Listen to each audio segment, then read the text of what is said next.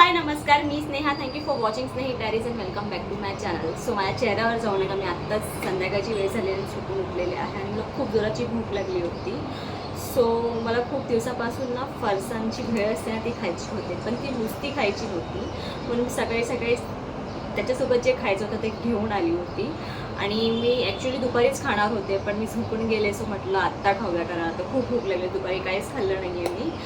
So पटापट त्याची preparation start करते. फरसाण भेळ तुम्ही सगळ्यांनी बनवली असेल. फरसाण तुम्हाला माहितीच आहे, मिक्स फरसाण जी आपण मिसळसाठी वापरतो ती, त्याचीच भेळ करणार आहे. आणि ते कशाबरोबर खाणार आहे ते मी तुम्हाला नक्कीच सांगेन. पण आधी भेळची प्रिपरेशन आपण करून घेऊया. सो त्यासाठी मी इथे भेळसाठी जे फरसाण असतात मिक्स ते काढून ठेवलेले आहेत. आणि याच्यामध्ये काय काय ॲड करणार आहे ते सांगते मी तुम्हाला. त्याच्यात फर्स्ट ॲड करणार आहे, सॉरी ते व्हेजेस ऑलरेडी मी कट करून ठेवलं आहे. तिथे कांदा, टोमॅटो, कोथिंबीर आणि मिरची मी कट करून ठेवली. तर हे सगळं याच्यात आपण ॲड करूया. एकदम पटकन होतं हे. सो मी नॉर्मली अशीच खाते भाजी, कांदा टोमॅटो टाकून. पण आज मला असं वाटलं की त्याच्यासोबत खावं, कारण खूप दिवस झाले नाही खाल्लं. तर मी सकाळीच घेऊन आली होती जेव्हा मी खाली गेले होते. पण नंतर मला जेवण बिवण करताना एवढा वेळ झाला की मी नाहीच बनवता आलं. असं म्हटलं आत्ता करूया, कारण खूप भूक लागली आहे. सो हे सगळं मी ह्याच्यात मिक्स करून घेतलेलं आहे. आता फायनली याच्यात मीठ ॲड करूया.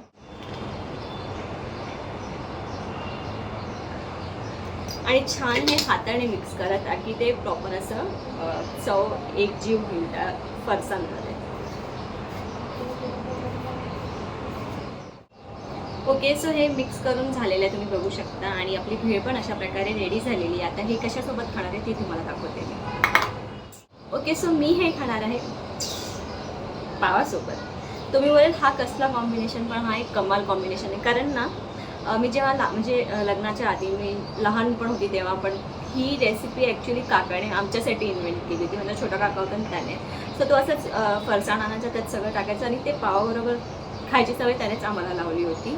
इट्स बेसिकली लाईक जे मिसळपाव खातात विथ कमी ग्रेव्ही असेल, जे कमी ग्रेव्ही घेतात आणि वरती भरपूर असं फरसाण टाकतात, त्याच्यासाठी ही परफेक्ट आहे.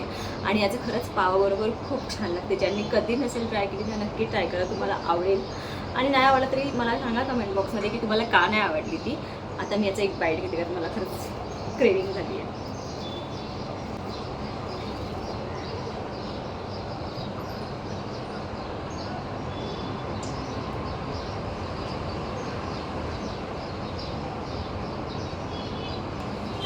अप्रतिम.